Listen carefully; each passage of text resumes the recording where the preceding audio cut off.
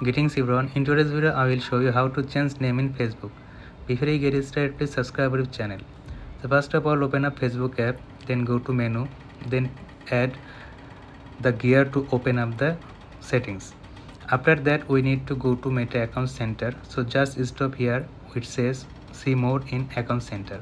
Go to profile, tap at your Facebook profile and then tap at name. After that we will be taken to date page where we can easily change our first name, middle name and last name.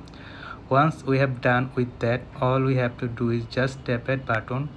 When you can tap on it, we will be promoted to enter your Facebook account password to save the changes. Just keep in mind that if you change your name, you cannot change it again within 60 days. So by this way you can change name in Facebook easily. This is the video for today. Thanks for watching this.